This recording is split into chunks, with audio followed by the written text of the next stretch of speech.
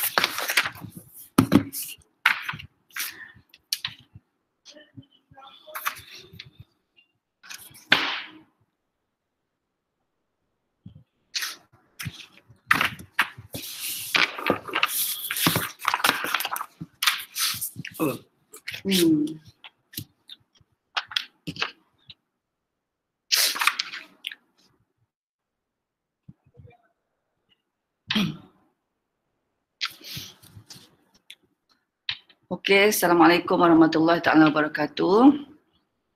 Okey, sekarang ni kita baru ada 101 orang Okey, jadi sepatutnya kita ada 245 orang. Okey, jadi ada lebih kurang separuh lagi yang belum masuk ni. So macam mana, nak tunggu ke? Macam mana Marina, nak tunggu ke, nak teruskan?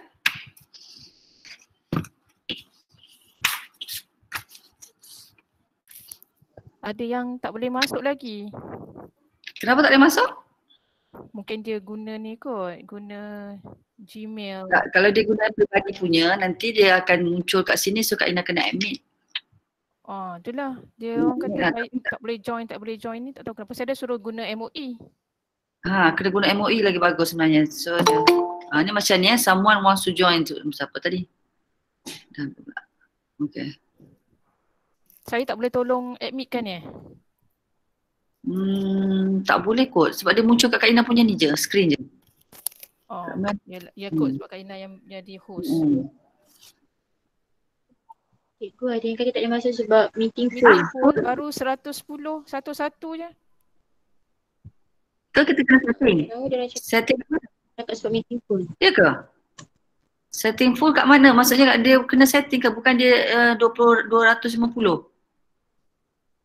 Macam mana nak setting dia? Dia kata full.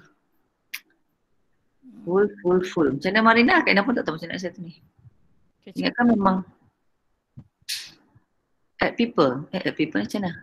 Bukan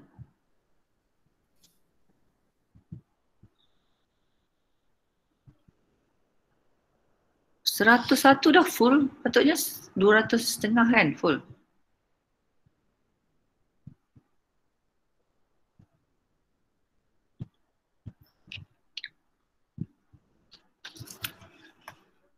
Mana?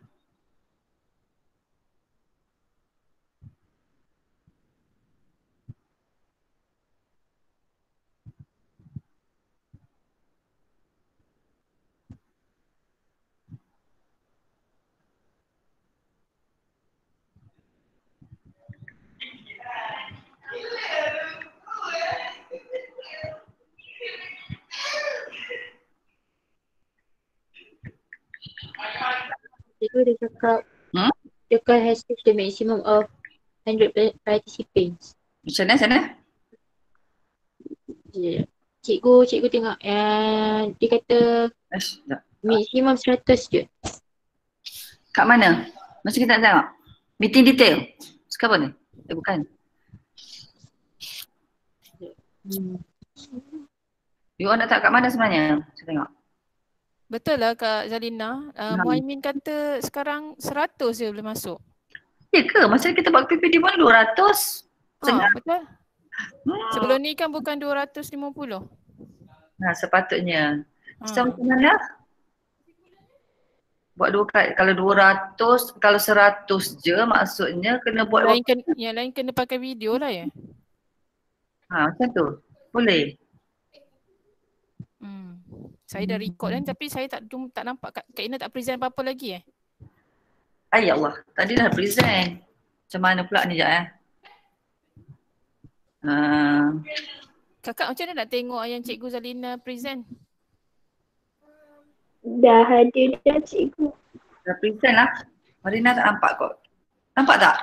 Pelajar nampak tak? Nampak. Nampak cikgu. Nampak. Okey, dah nampak dah. Macam mana kita buat yang tak masuk macam mana? Yang tak masuk pun tak video. Boleh ke? Macam tu je lah. Sebab kita pun ingatkan 250. Boleh Siapa yang tak boleh masuk? Ramai tak boleh masuk. Separuh tak boleh masuk. Lebih daripada separuh tak boleh masuk. Okay, kita mula je lah Siapa yang tak boleh masuk tu, kita tulis dalam grup. Siapa yang tak boleh masuk tu nanti kita share video je lah. Macam tu nak buat macam mana? Ataupun macam mana Marina? Macam tu je lah kita tak nak buat dah. Tapi rasanya yang dah record ni je kot. Yang dah record ni macam mana? Kena hantar yang record. Kak Ina boleh record tak? Kak Ina kena tekan dekat kat tepi yang ada button 3 tu. Button ada bulat-bulat 3, more option tu. More option dekat kita punya ke?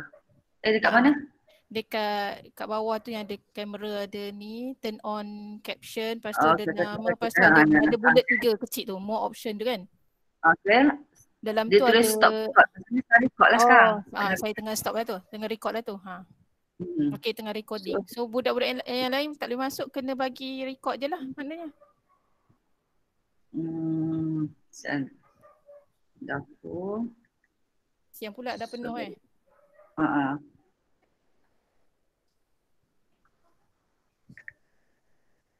Macam mana yang lain tengok record lah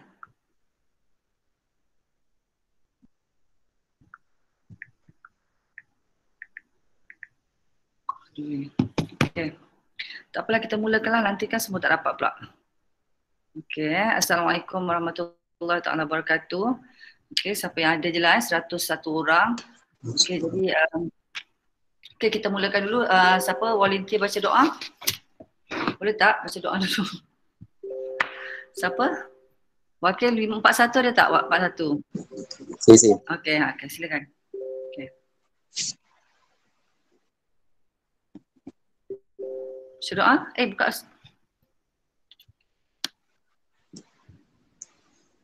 Bismillahirrahmanirrahim. Allahumma aftah alaina hikmataka wa anshur alaina min khadaini rahmatika ya arhamar rahimin. Rabbi shrah lana sudurana wa yassir lana umurana wa hlul 'uqdatam min alsinatina yafqahu aqwalana. Wa sallallahu ala sayyidina Muhammad wa ala alihi wa sahbihi wa baraka wa sallam. Walhamdulillahi rabbil alamin. Amin ya rabbal alamin. Okey terima kasih. Siapa dah baca tadi tu? Okey. Boleh kenalkan diri tak siapa yang baca tadi? Taufik. Afiq, cikgu Afiq. Terima kasih Afiq Okay. So cikgu harap kamu semua boleh nampak cikgu punya skrin ya. Okey, jadi hari ni kita akan belajar tentang kitar haid. Okey, dan sebenarnya PowerPoint ni dah ada lah, cuma tinggal lagi dan kamu boleh baca ya apa yang kita nak capai hari ni. Yang pertama, menganalisis perubahan hormon yang terlibat ya semasa peringkat haid, semasa perkembangan folikel, semasa penebalan endometrium dan juga semasa proses ovulasi. Okey, kita nak tengok hormon dan juga apa yang berlaku perubahan hormon semasa proses-proses ni lah. Okey, yang akhir sekali pembentukan corpus luteum ya. Okey, yang kedua kita pelajar perlu tahu menghubungkan perubahan hormon yang terlibat dengan kehamilan, keguguran dan juga akhir sekali dapat menyatakan apa yang dimaksudkan dengan sindrom prahaid dan juga putus haid. Okay, cikgu harap clear ya. Cikgu punya suara boleh dengar dengan baik? Okay, boleh ya? Okey Kak Ina, suara okey. Okay. So, jadi sebelum tu apakah dia haid? Ni cikgu pergi dengan cepat ya sebabnya yang paling pentingnya sebenarnya cikgu nak guna handout yang cikgu bagi semalam lah. Okay, jadi yang ni sebenarnya kamu boleh baca lepas ni lah. Okay, yang pertama haid ni sebenarnya dia seperti yang kamu dah belajar masa menengah rendah dulu, masa form 1 dulu. Dia adalah merupakan keluluhan dinding uterus ataupun dinding endometrium ya yang disertai dengan pengeluaran darah, tisu epitelium dan mucus melalui faraj. Dan semasa haid ni tisu yang ada pada dinding endometrium ni dia sangat kaya dengan salur darah di mana dia akan terurai dan keluar sebagai darah lah.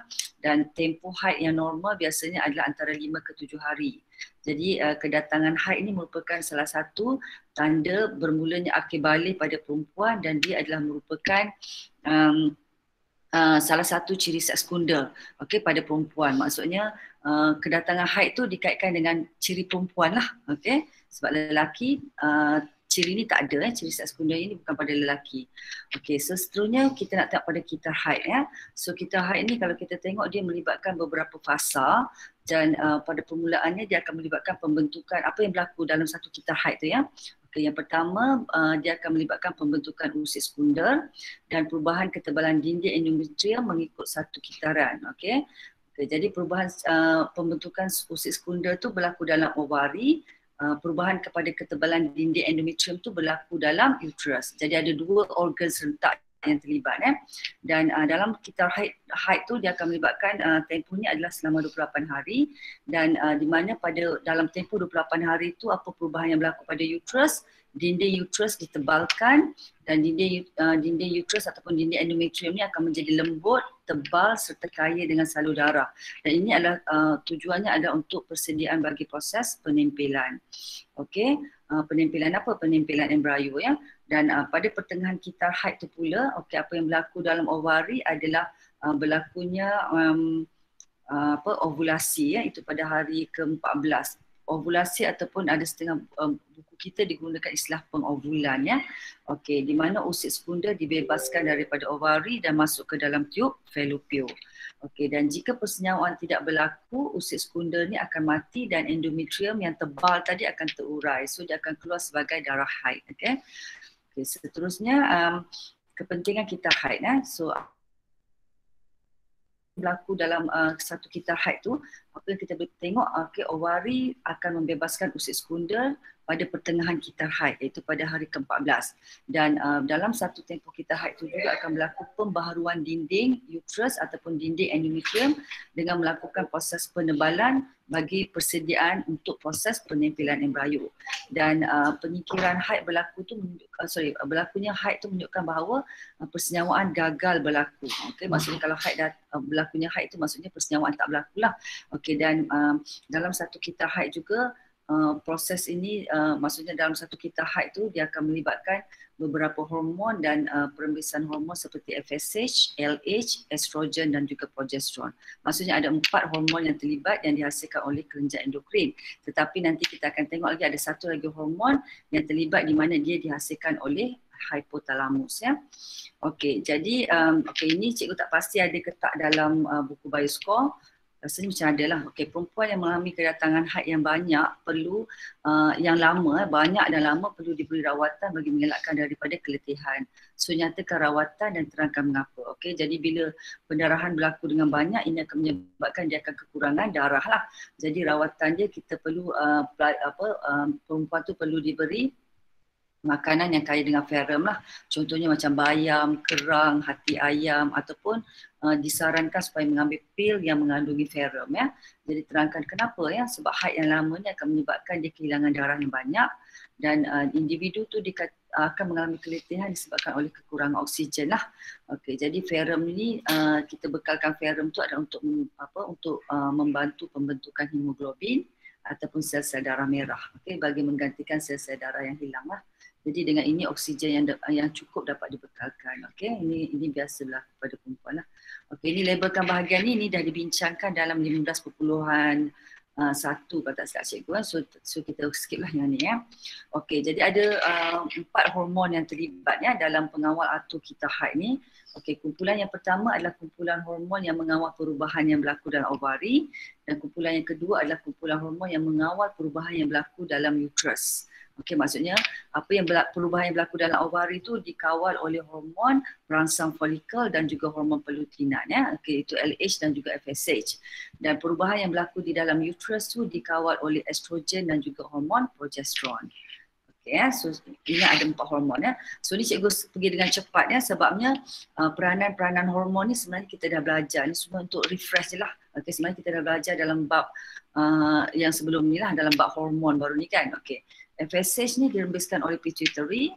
So peranan dia pertama dia merangsang sel-sel folikel dan yang kedua dia merangsang sel-sel folikel supaya sel-sel folikel tu merembeskan estrogen.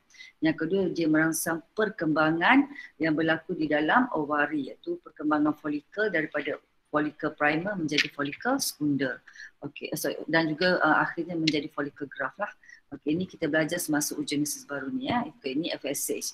Yang kedua adalah LH. Okey, hormon pelutinan juga dirembeskan oleh pituitary dan peranannya adalah untuk merangsang ovulasi serta merangsang pembentukan corpus luteum dan juga merangsang perembesan progesteron oleh corpus luteum ya selepas berlakunya ovulasi. So ada 3 peranan ya. Okey, dan yang ketiga adalah hormon estrogen. Okey, dia dirembeskan oleh ovari dan peranannya adalah untuk pembaikan. Okey, kalau buku bioskor kamu dia kata pembaikan dan juga pemulihan. Buku teks pun kata macam tu ya, pembaikan dan pemulihan. Okey, jadi kalau pembaikan dan pemulihan dan juga sedikit penebalan lah pada endometrium selepas berlakunya haid ataupun berlakunya pendarahan. Dan selain daripada itu dia juga merangsang perkembangan folikel hingga mencapai kematangan. Okey, maksudnya hormon ini merangsang pematangan sel-sel folikel. Okey, dan akhir sekali dia merangsang perembesan FSH dan juga LH sebelum ovulasi ya. Okey, ini peranan dia lah. Okey, dan akhir sekali adalah hormon progesteron juga dirembeskan oleh ovari dan peranan dia adalah merangsang penebalan dan mengekalkan ketebalan dinding endometrium. Okey, untuk tujuan penempelan, dan yang kedua dia merencat FSH dan LH untuk menghalang pembentukan folikel graft dan juga untuk menghalang pengovulan. Okey, ini berlaku secara suap balik negatif lah. Okey, so ingat ada 4 hormon yang terlibat yang dihasilkan oleh kelenjar endokrin dan ada 1 hormon yang dirembeskan oleh hypothalamus. Okey, nanti kita tengok lepas ni lah. Okey, ini adalah gambar rajah yang telah dibincangkan dalam 15.1 baru ni ya. Okey, jadi cikgu harap kamu tahu lah A itu adalah merupakan follicle graft, B adalah proses ovulasi, C adalah corpus luteum dan D adalah usik follicle primer ya. Okey, antara struktur berikut yang manakah terlibat dengan perembisan hormon?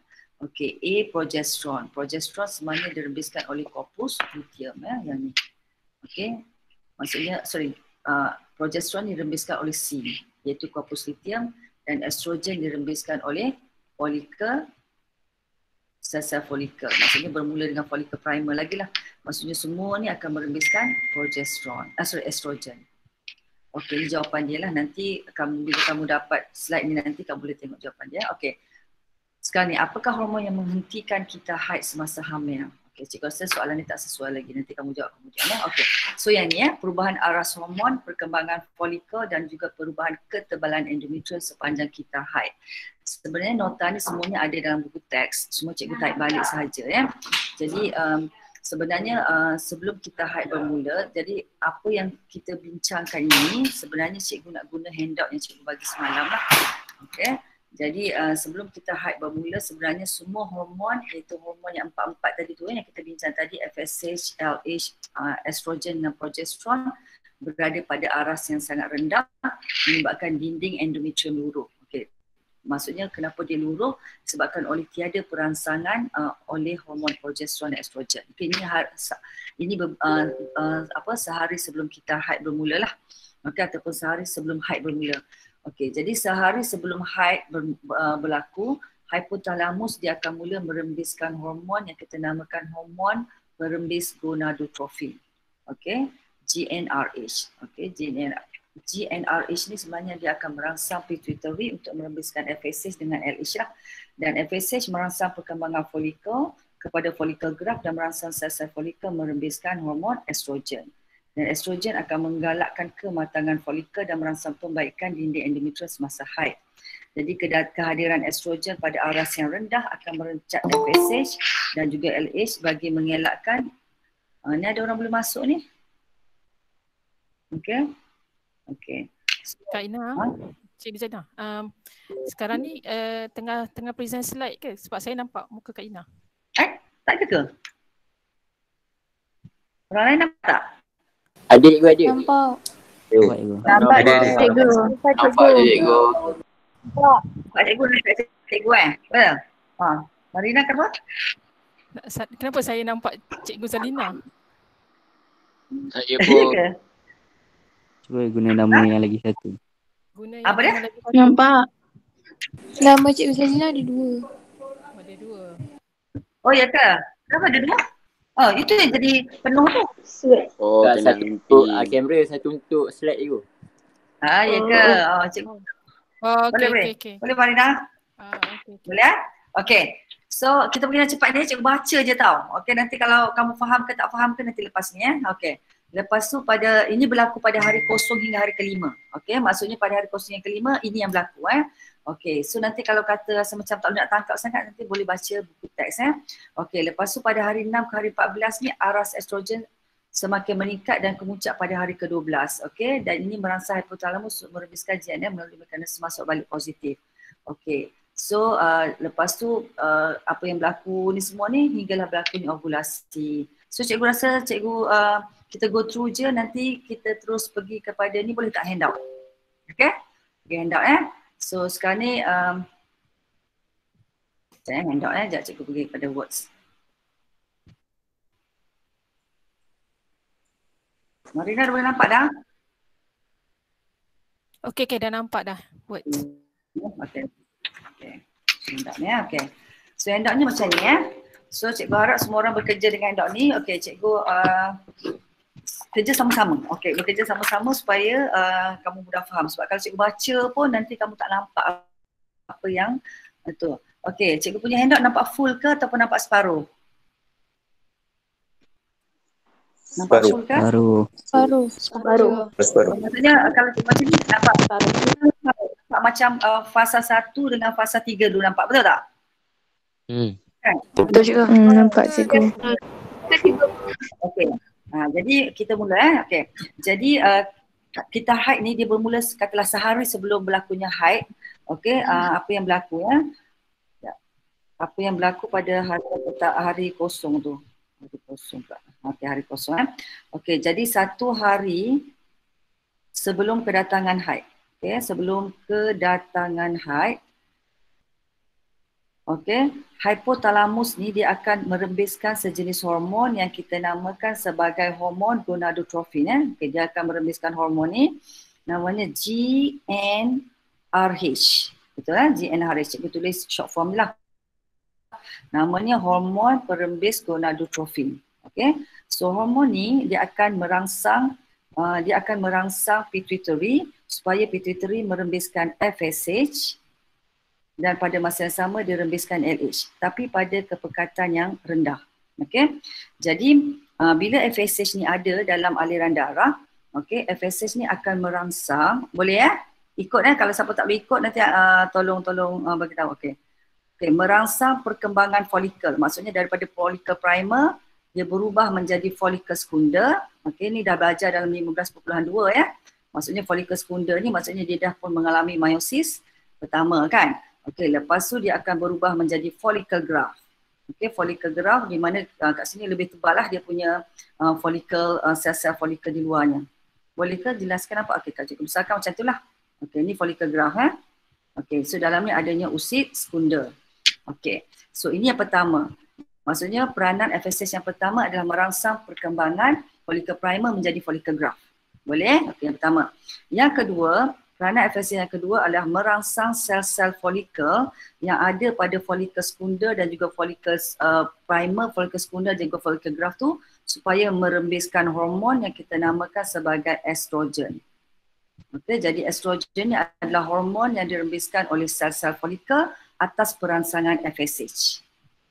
Okey, boleh setakat tu? Okey. Lepas tu ini berlaku pada hari kosong hingga hari kelima lah. Okey, maksudnya berlaku pada hari kosong hingga ke hari kelima. Okey, FSH ni akan dirembeskan mula-mula sikit, lama-lama akan jadi tinggi ataupun kepekatan dia akan meningkat. Dan dengan bila FSH meningkat, estrogen pun turut dirembeskan lah. Okey, jadi bila estrogen ni ada dalam aliran darah, estrogen ni dia ada beberapa peranan juga. Okey, peranan yang pertama dia ada bila estrogen ada, dia akan merangsang uterus untuk membaiki dan memulih. Okey, membaiki dan memulihkan dinding endometrium.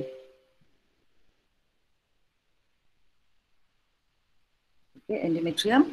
Sebab pada masa kosong ataupun pada masa hari 1 hingga hari 5 ni pendarahan sedang berlaku sebenarnya.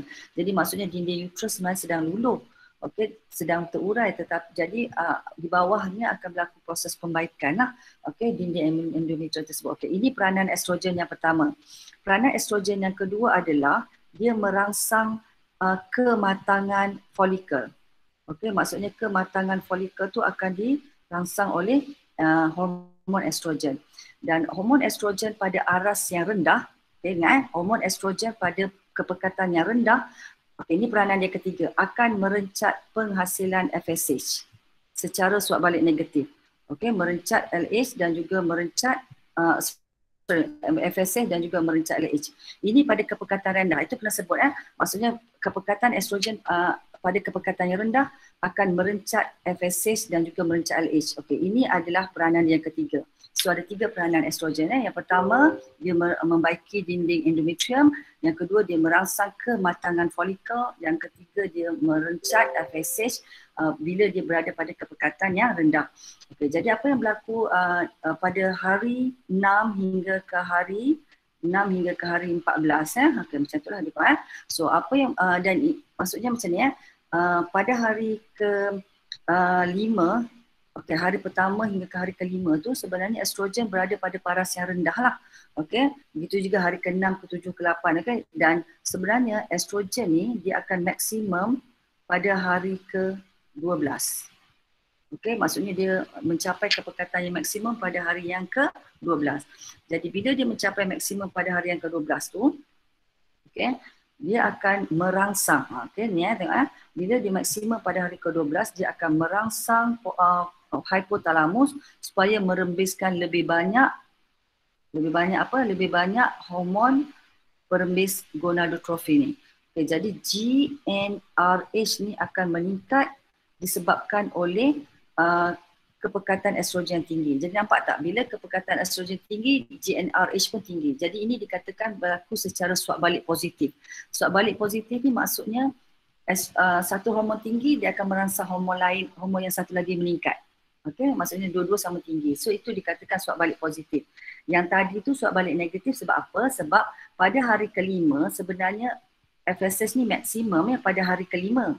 Okey, jadi kepekatan estrogen yang rendah ni akan merencak FSH yang tinggi tadi. So dia macam berlawanan tau. Okey, jadi tu dikatakan suap balik negatif lah. Okey, jadi sampai situ boleh Okey, jadi perembesan GnRH pada kuantiti yang banyak ni berlaku pada hari yang ke-12 atas rangsangan estrogen yang maksimum pada hari ke-12. Boleh tetap macam tu? Faham ya?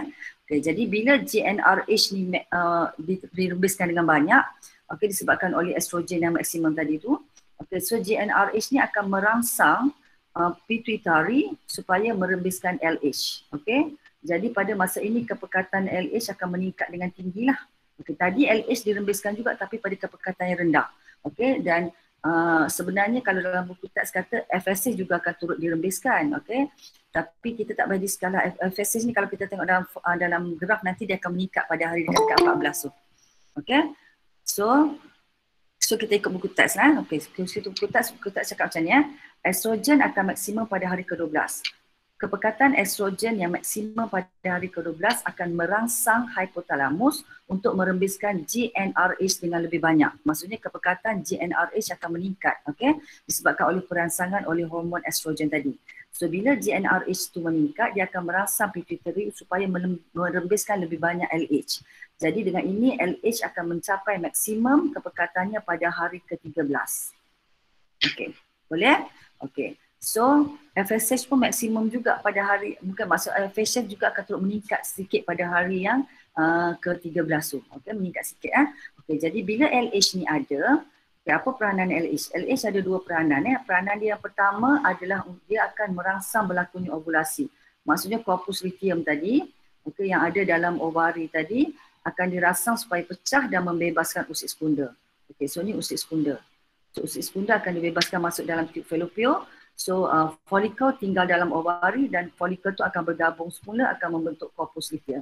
So ini dirangsang oleh kepekatan LH yang tinggi. Jadi pertama LH merangsang ovulasi. Okay, yang kedua peranan LH adalah merangsang perubahan folikel tu menjadi corpus luteum lah. Okey, ini yang kedua. Okey, merangsang dia menjadi corpus luteum, dan akhir sekali yang ketiga dia merangsang corpus luteum ni supaya merembeskan progesteron. Okey, boleh. Okey, jadi progesteron ni dirembeskan oleh corpus luteum, dan corpus luteum selain daripada dia merembeskan progesteron, dia turut merembeskan estrogen. Okey, sedikit estrogen. Boleh Okey, jadi ini berlaku, maksudnya sebenarnya peranan LH ada 3, cuma cikgu labelkan kat sini 2 je. Pertama dia merangsang ovulasi, yang kedua dia merangsang perubahan folikel menjadi corpus luteum, dan yang ketiga, okey kita tulislah yang ketiga kat situ. Yang ketiga dia merangsang corpus luteum ni supaya merembeskan progesteron. Okey, jadi bila ada progesteron dalam sistem peredaran darah kita, progesteron dia akan merangsang uterus, okey, supaya menebal. Okey, terus menebar dan dia mengekalkan ketebalan tersebut. Mengekalkan ketebalan endometrium. Okey, endometrium. Okey, supaya bersedia untuk proses penempelan nanti kalau berlakunya persenyawaan. Dan dinding endometrium ni akan terus tebal, dan ini mengambil masa 15 hingga ke hari 21. Maksudnya proses penebalan ini berlaku. Okay? Jadi dalam tempoh itu juga bila ada saja progesteron, okay, jadi peranan progesteron yang pertama adalah merangsang penebalan dan mengekalkan ketebalan endometrium. Boleh? Estrogen, progesteron dan estrogen. Okay, yang kedua, peranan dia kedua adalah dia merencat. Okay, merencat penghasilan FSH. Okay, merencat penghasilan FSH. Jadi maksudnya FSH tu dia akan tinggi sekejap je. Lepas tu dia akan direncat oleh progesteron. Faham Okey. So ini berlaku sampailah maksimum pada hari ke-22. Hari ke-22 Okey. Maksudnya progesteron akan mencapai maksimum pada hari yang ke-22, dan bila dia maksimum pada hari ke-22 tu dia akan merencat LH pula. Okey, dia akan merencat LH. Okey. So garis putus-putus cikgu ni maksudnya rencat Okey, garis lurus tu maksudnya rangsang. Okey, jadi apa yang berlaku? Okey, jadi bila kepekatan progesteron dan estrogen di maksimum pada hari ke-22, dia akan rencat LH. So LH tidak lagi merangsang corpus luteum, maka corpus luteum pun akan merosot. Okey, maksudnya makin kecil. Okey, makin kecil dan akhirnya hilang. Itu maksud merosot. Okey, jadi bila corpus luteum bila corpus luteum ni merosot, maka progesteron dan estrogen pun akan berkurangan. So bila progesteron dan estrogen ni berkurangan, maka penebalan dinding uterus tidak dapat dikekalkan. Dinding endometrium tidak dapat dikekalkan. So bila dinding endometrium tak dapat dikekalkan, okey, maka dia akan runtuh dan akan keluar sebagai haid pada hari ke-28. Hari ke-28. Boleh tak? Okey. Jadi sekarang ni kalau kita nak tengok pada hari ke-22 hingga ke-28 tu sebenarnya apa yang berlaku. Sekejap cikgu tengok. Dia ada dua kemungkinan. Kalau persenyawaan berlaku, macam ni berlaku pada corpus luteum. Kalau persenyawaan tak berlaku, okey macam ni pula berlaku pada corpus luteum. Okey, jadi sekarang kita bincang kalau persenyawaan tak berlaku. Jadi kalau persenyawaan tak berlaku, okey pada hari ke-22, okey progesteron dia mencapai kepekatan maksimum, dia akan rencat LH. So LH tidak lagi merangsang perkembangan corpus luteum, maka corpus luteum pun merosot. Bila corpus luteum merosot, progesteron akan menurun dan estrogen juga turut menurun. Bila kedua-dua hormon yang menurun, maka dinding endometrium tidak dapat dikekalkan ketebalannya, maka haid akan berlaku. Okey. Jadi itu satu keadaan. Okay. Jadi cikgu nak buat ringkasan untuk pada hari ke-22. Okey. So kamu boleh pakai kertas lain lah. Okey. Okay. Jadi apa yang kita nak bincangkan sekarang ni adalah okey. Apa yang berlaku pada hari ke-22?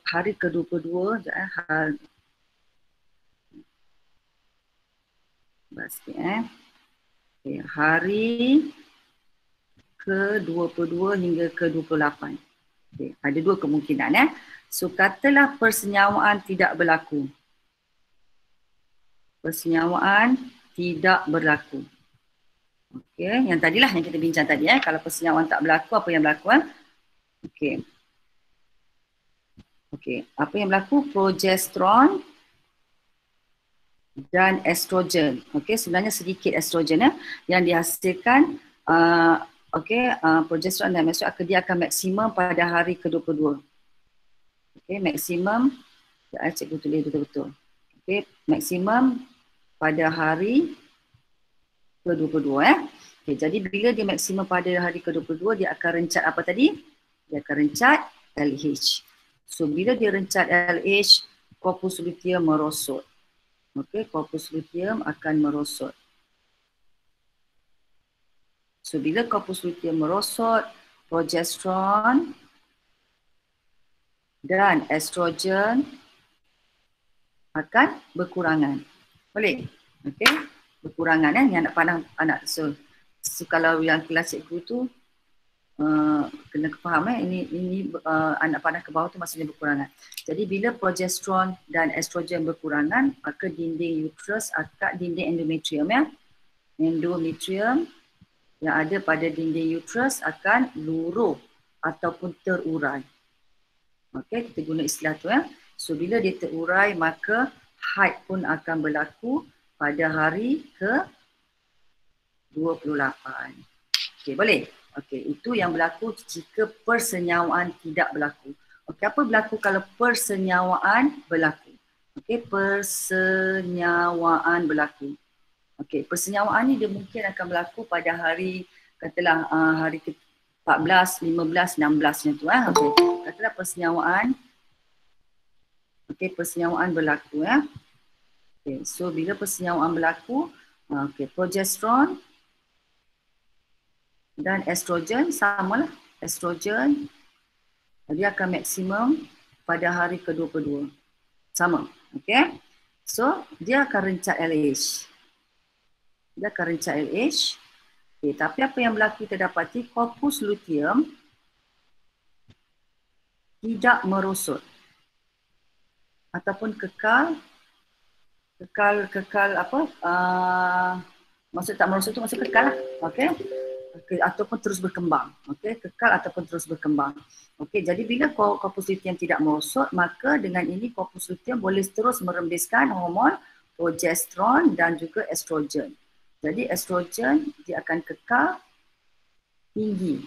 Okey, maksudnya terus berada pada kepekatan yang maksimum tadi. Okey. Okey, lepas ini bila kepekatan estrogen dan progesteron dan estrogen kekal tinggi, maka dinding endometrium terus kekal tebal. Maksudnya tak luruh lah. Okey, so ini penting untuk penempelan dan untuk perkembangan embrio yang telah berjaya menempel. Okey.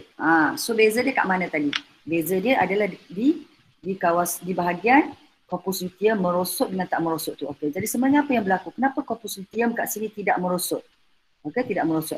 Jadi sebenarnya sekiranya berlakunya persenyawaan, maka cikgu tulis kat sini sekiranya persenyawaan berlaku, sekiranya persenyawaan berlaku, okey, embrio akan berlaku juga penempelan. Penempelan kita andaikan bila persenyawaan berlaku dan penempelan berjaya. Okey, penempelan embrio berjaya berlaku di dalam pada dinding endometrium. Okey, jadi penempelan embrio ni dia akan mewujudkan satu membran yang kita namakan membran chorion. Okey, membran chorion akan dibentuk, okey, yakni pada embrio lah. Okey, embrio yang menempel. So membran chorion ni dia akan membebaskan sejenis hormon yang kita namakan hormon chorion gonadotropin ataupun gonadotropin hormon. Hormon gonadotropin chorion. Okey, ini yang dia tulis dalam buku teks kamu lah. Hormon gonadotropin chorion ataupun hormon chorion gonadotropin. So, hormon ni peranan dia sama dengan peranan LH. Okey, sama peranan macam LH. Jadi hormon ni dia akan merangsang corpus luteum supaya tidak merosot. LH sebenarnya dah merosot. LH sebenarnya dah rendah sebab direncat oleh progesteron yang tinggi tadi. Tetapi corpus luteum tidak merosot disebabkan oleh hormon chorion gonadotropin yang merangsang corpus luteum supaya kekal ataupun tidak merosot. Jadi dengan ini progesteron akan tinggi dan dia akan kekal lah, kekal tebal untuk perkembangan embrio. Boleh ya setakat tu ya? Okey. So salah juga dah ni. Okey.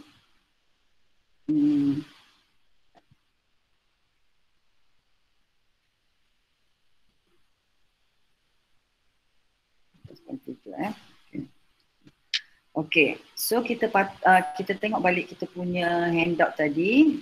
Okey, so selalunya soalan dia selain daripada minta pelajar beri penerangan, dia juga akan tunjukkan graf lah. Okey, graf ya. So graf ni cikgu bahagikan kepada 4 bahagian. Okey, so pertama kita tengok dulu apa yang berlaku pada kelenjar pituitary pada awal kitar haid tu. Okey, jadi dalam kitar haid ni kamu kena ingat hari-hari penting lah. Okey, hari pentingnya hari kosong ataupun hari Sabtu. Boleh juga hari Sabtu, boleh masuk hari pertama kedatangan haid tu hari Sabtu. Okey, lepas tu hari 5, hari 12, hari 14, hari 22, hari 28. Okey, nak memudahkan kita tulis kat sini kosong, 5, 12, 14, 22, 28. Okey, boleh Okey, jadi pada hari kosong tu sebenarnya semua hormon berada pada aras yang sangat rendah. FSH, LH, estrogen, progesteron semua berada pada aras yang rendah. Okey, tetapi bila GnRH dirembeskan, okey, maksudnya bila empat hormon tu berada pada aras rendah, ini merangsang hipotalamus ataupun dikesan oleh hipotalamus. Lepas tu hipotalamus akan merembeskan hormon GnRH tadi. Okey, so bila GnRH ni ada, dia akan merangsang supaya pituitary merembeskan FSH. So FSH akan meningkat pada hari kelima, lepas tu dia akan turun balik sebab dia direncat Okey, dia turun balik sebab dia direncat oleh estrogen yang rendah tadi. Okey, lepas tu nanti dia meningkat balik pada hari ke-14 sebab dia dirembeskan oleh corpus luteum. Okey, sorry, dia dirangsang oleh estrogen yang maksimum Lepas tu dia akan rendah balik sebab dia rencat oleh So ini adalah FSH. Okay, bila FSH ada dalam sistem peredaran darah kita, apa yang berlaku di ovari?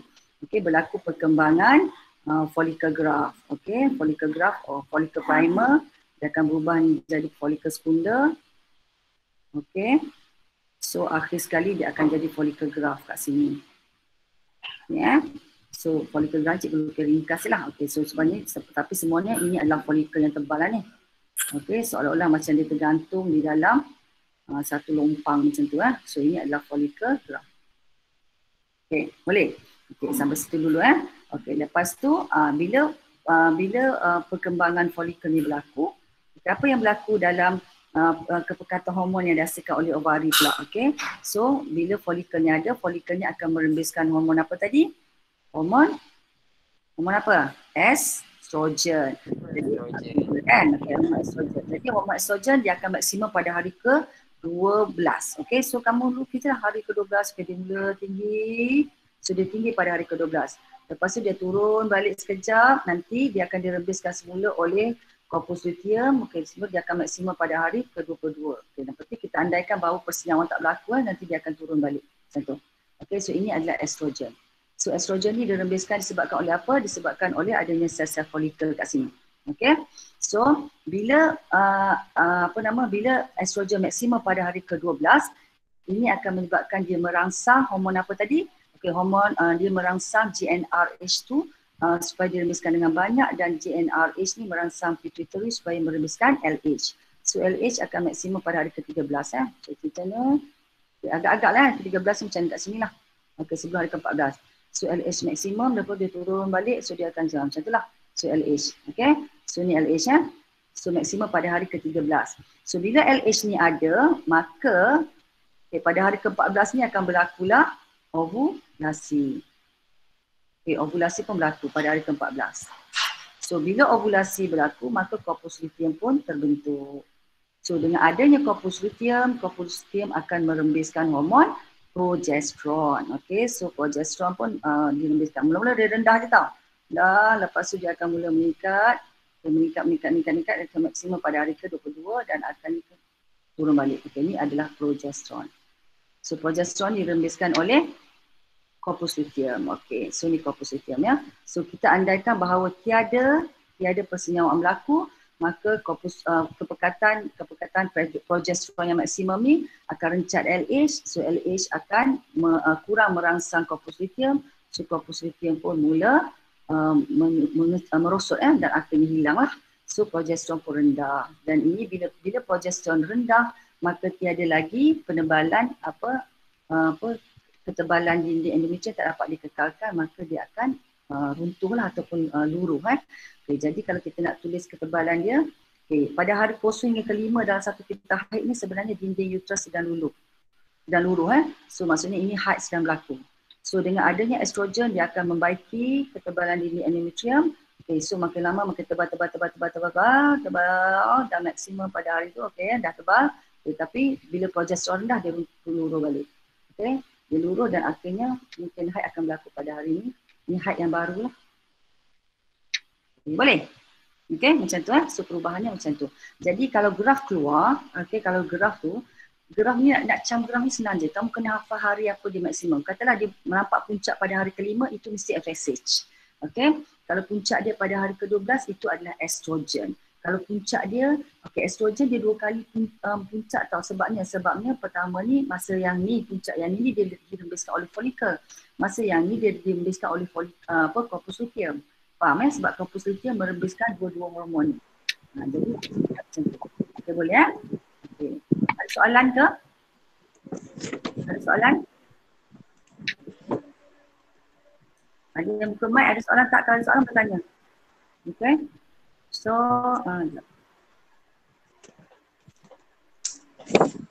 okay. Kalau kita tak daripada slide ni pun samalah. Okay, ni daripada internet lah. Internet. Okay. Sudah ke slide ni? Jadi ada soalan ke?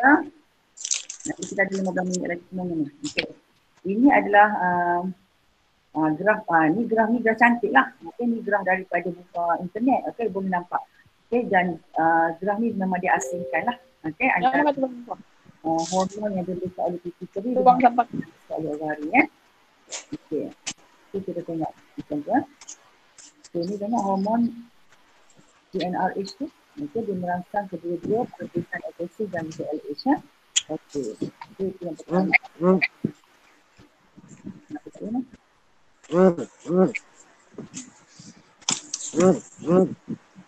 Okay. Lepas tu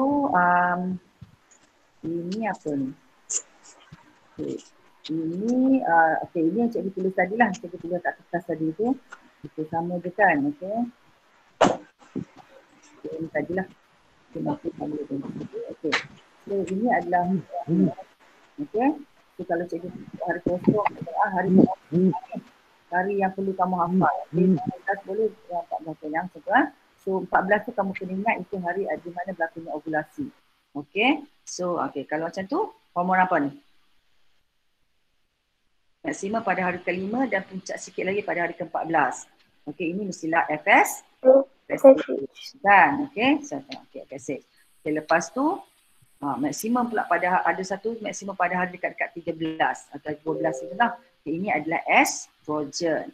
Lepas tu pada dia maksimum pada hari dekat-dekat 14. Okey, maksud kalau kita kamu kata hari ke-13. Okey, ini adalah LH dan ovulasi berlaku pada hari 14 dan okey, yang ini okey. Maksimum pada hari ke-22 ini adalah progesteron. So progesteron ni penting dia yang mengekalkan ketebalan endometrium. So kalau katalah penempelan dah berlaku, tiba-tiba progesteron kepekatannya rendah ataupun menurun. Jadi kepekatan yang menurun akan menyebabkan berlakunya keguguran lah. Okey, kalau sekiranya persenyawaan dah berlaku. Okey, so ini adalah perubahan yang berlaku, peristiwa yang berlaku dalam ovari dan juga dalam uterus. Kalau kita tengok pada hari 1 hingga ke-5, apa yang berlaku dalam ovari, perkembangan folikel. Okey, apa yang berlaku kat uterus masa tu sebenarnya berlaku haid. Okey, 1 hingga ke-5 tu.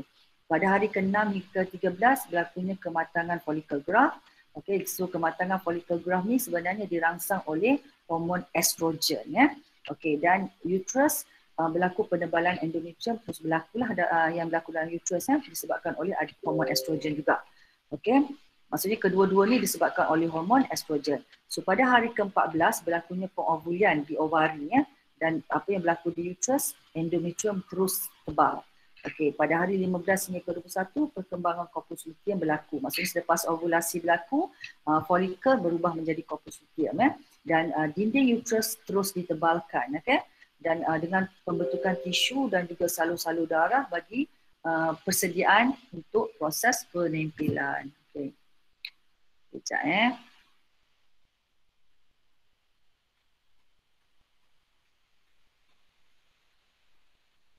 Okey, seterusnya hari 22 hingga ke-28 berlaku kemerosotan corpus luteum jika persenyawaan tidak berlaku tapi kalau persenyawaan berlaku corpus luteum tak merosot Okey, jadi dan apa yang berlaku di dalam uterus sekiranya persenyawaan tidak berlaku, endometrium akan luruh bukan merosot luruh ataupun terurai. Okey, dan haid akan berlaku lah. Okey, ini peristiwanya. Jadi kita tengok pula peranan hormon dalam kehamilan dan keguguran. Okay, semasa kehamilan, corpus luteum akan terus menghasilkan progesteron dan estrogen selama 3 ke 4 bulan kehamilan. Maksudnya peringkat 3 bulan pertama tu progesteron dan estrogen ni dihasilkan oleh corpus luteum. Tetapi selepas 3 bulan sebenarnya corpus luteum ni akan merosot juga dan peranan itu akan diambil. Peranannya ni adalah peranan yang untuk menghasilkan progesteron dan estrogen tadilah.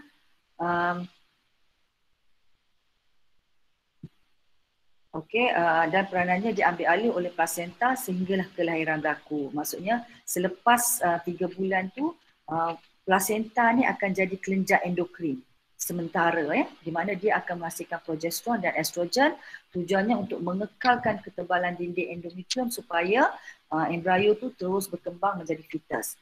Dan progesteron dan estrogen ni dia akan merencat perbebasan FSH dan LH, maka tiada kitar haid berlaku dan tiada ovulasi berlaku semasa tempoh kehamilan Okey, maksudnya tak ada kedatangan haid semasa tempoh kehamilan. Okey, dan ketidakseimbangan hormon yang berlaku semasa kehamilan tu boleh menyebabkan berlakunya keguguran. So ketidakseimbangan hormon ni maksudnya sama ada hormon tu tinggi ataupun hormon tu jadi lebih rendah daripada kepekatan yang sepatutnya.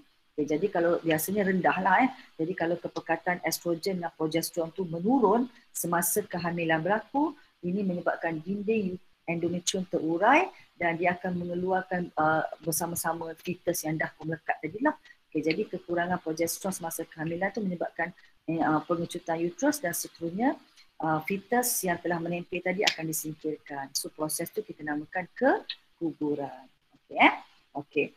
Jadi itu tentang kehamilan. Maksudnya masa kehamilan apa yang perlu berlaku, kepekatan hormon yang perlu tinggi adalah progesteron dan estrogen perlu berada pada kepekatan yang maksimum. Okey, supaya dinding endometrium kekal. Tapi kalau sekiranya berlaku ketidakseimbangan, keguguran akan berlaku. Okey, jadi ketidakseimbangan hormon inilah yang tadi penyingkiran fetus yang belum matang dan faktor-faktor yang boleh menyebabkan keguguran ni ada banyaklah. Kemungkinan progesteron rendah, bentuk uterus tak normal, embrio tu dia mengandungi genes yang tak normal, okey, ataupun mungkin kecacatan jeans lah berlaku, ataupun mungkin disebabkan oleh penyakit penyakit seperti sifilis. Sifilis tu penyakit penyakit organ pembiakan lah. Okey, tekanan darah tinggi ataupun diabetes mellitus. Okey, tekanan darah tinggi juga bahaya ya kepada ibu yang sedang mengandung, dan juga tekanan fizikal yang teruk, contohnya terhempas ke, okey, ibu tu terhempas, okey, atau dia jatuh ke, okey, so boleh menyebabkan keguguran. Tapi yang hari kita nak belajar ni disebabkan oleh yang inilah, sebab kita nak kaitkan dengan kita haid tadi kan. Okey, dan seterusnya ketidakseimbangan hormon pada wanita ya. So dalam tempoh 28 hari itu memang akan berlaku ketidakseimbangan hormon, dan ketidakseimbangan hormon ini akan menyebabkan berlakunya sindrom prahaid lah. Okey, so sindrom prahaid ni maksudnya tempoh ni putus haid, ni prahaid Okey, sindrom prahaid ni berlaku, dia adalah tanda gejala yang tidak khusus terhadap fizikal, mental dan juga emosi yang dialami oleh wanita sebelum haid bermula. Okey, maksudnya sindrom prahaid ni berlaku sebelum haid bermula. Kalau buku teks kamu dia kata mungkin dalam tempoh 7 ke 14 hari sebelum kedatangan haid. Okey, ada perempuan dah menunjukkan simptom-simptom prahaid ni. Okey, sindrom prahaid ni. Okey, so dia disebabkan oleh berlaku ketidakseimbangan hormon estrogen dan juga progesteron. Okey, dan secara fizikalnya kita boleh nampak, boleh kesan Okey, perempuan tu akan rasa sakit pinggang ke, pening kepala ke, hitam ke, loya, muntah dan sebagainya lah. Dari segi mental ni biasanya kurang daya ingatan, okey, sukar memberi tumpuan, okey, dan dari segi emosi pula cepat marah lah, okey, ataupun jadi mudah tersinggung, jadi pendiam dan sebagainya, itu emosi ya. Ini berlaku beberapa hari sebelum kedatangan haid. Lepas itu kita namakan dia sindrom prahaid. Dan akhir sekali adalah ketidakseimbangan hormon yang berlaku semasa putus haid. Okey, so ada gejala dia lah. Okey, dia putus haid ni biasanya disebabkan oleh penuaan lah. Faktornya adalah penuaan. Okey, di mana ovari tidak lagi memberi gerak kita katakan gerak balas terhadap perembisan FSH dan LH. Maksudnya ovari kurang merembiskan estrogen dan progesteron. Okey, merembiskan estrogen dan progesteron. Okey. So dengan ini kita haid akan terhentilah. Putus haid tu maksudnya kita haid terhenti. So secara fizikalnya sebelum berlakunya putus haid tu, okey, dia akan mengalami masalah fizikal ya. Ni nanti bacalah, rasa panas, berpeluh, kulit jadi berkedut, okey. Berlakunya osteoporosis ya bagi perempuan. Lepas tu sebab apa? Puncanya adalah kekurangan estrogen menyebabkan kehilangan unsur-unsur kalsium. Okey, menjadikan tulang menjadi kurang padat. Jadi orang perempuan bila dia menopause, dia berisiko mengidap masalah osteoporosis. Okey, fisiologi pula, okey, ovum tidak akan dihasilkan. Okey, dan ini menyebabkan haid terhentilah. Okey, haid terhenti ya. Okey, dan dia juga berisiko mengidap penyakit jantung dan juga osteosklerosis. Okey, dan dari segi emosinya cepat marah, okey, kurang daya tumpuan dan jadi murung lah. Okey, murung ada jugalah. Okey, ada orang yang mengalami keadaan murung disebabkan oleh menopause. Okey, so ini adalah beberapa latihan yang cikgu sertakan. Okey, dan latihan ni sebenarnya dah ada jawapan pun sebenarnya. Okey, so boleh bacalah. Okey, merujuk rajah di atas, mana rajahnya? Rajahnya tak ada. Sebenarnya ini buku bioskop lama ni. Terangkan mengapakah pada hari ke-14 dikatakan tempoh tidak selamat ataupun fasa subuh. Ada dua keadaan. Okey, ada yang kata tempoh ni adalah tempoh tak selamat. Ada orang kata ini adalah fasa subuh. Itu bergantung kepada pasangan tu. Kalau dia rasa dia tak nak anak pada dia tak nak melahirkan anak, maksudnya dia katakan fasa tak selamat lah. Okay. So kalau dia nak anak, ini adalah fasa subuh. Jadi kenapa pada hari ini berlakunya ovulasi ya? So pada hari ke-14 ni, usus sekundal akan dibebaskan ke dalam tube fallopian. Jadi bagi pasangan yang merancang keluarga, maksudnya tempoh ni kalau boleh elakkan daripada melakukan hubungan seks supaya tidak ada sperma yang masuk ke dalam uterus. Okay, tapi dan ini akan dapat mengelakkan persenyawaan berlaku lah. Tapi bagi pasangan yang nakkan anak, so hari ke-14 ni adalah hari subuh dan dia adalah merupakan kebarangkalian besar persenyawaan akan berlaku. Okey, boleh ya? Okey, so ni tengok balik. Okey, so ni macam saya kata tadi, graf tadi. So berdasarkan kepada puncak dia, kamu boleh agak hormon mana yang dimaksudkan ya. Maksudnya kalau ni puncak pada hari ke-12, Okey, ini puncak pada hari yang ke-14 ni. Okey, ini hormon apa ni? Ini hormon FSH lah. Ini FSH ya. Jadi lain sikit. Okey, ini hormon LH. Ini LH, ini FSH. Ini hormon estrogen, hormon progesterone. Okey so ada okey. Yang ni satu lagi. Ni cikgu kata chorionic gonadotrophic hormone ni. Okey, so peranan dia sama macam LH. So dia digunakan untuk wanita yang menghadapi masalah pengovulan. Okey. Jadi tadi ni dia dihasilkan oleh embrio yang menempel lah. Okey. Boleh so nanti baca. Okey, so cikgu rasa ni pun semua latihan lah. Dan latihan ni sebenarnya dah ada jawapan dia. So kamu boleh baca ya, sebenarnya sebab masa pun dah habis. Okey, untuk kelas cikgu yang mana ada dalam grup ni tolong isi kehadiran. Okey, dan bagi yang kelas lain tu tolong isi dalam grup masing-masing lah kehadiran hari ni ya. Okey, so kalau ada masalah lepas tu nanti kalau ada masa nanti jawab speed test yang cikgu akan masukkan dalam grup. Okey so masa dah habis cikgu rasa kan ada soalan. Siapa-siapa nak tanya soalan? Cikgu pun tak sempat nak tengok. Ada soalan ke? Sebelum kita berakhir ada 2 minit lagi sebenarnya ni. Ada chat tak? Ada orang chat tak? Okey. Pin slide cikgu. Macam mana nak pin? Cikgu pun tak tahu nak pin ya. Macam mana nak pinnya? Cikgu jangan pin muka cikgu. Cikgu pin muka cikgu ke? Rasanya dia rujuk pada saya tadi. Dia bahasa Marina Oh ya, mana tak ada nampak tu Okey. So dah tinggal 92 orang sebenarnya ni ya. Okey, so kalau ada masalah boleh tanya cikgu masing-masing lah. Boleh ya? Okey. Okay. So, sekian. Assalamualaikum warahmatullahi wabarakatuh. Terima kasih cikgu. Terima kasih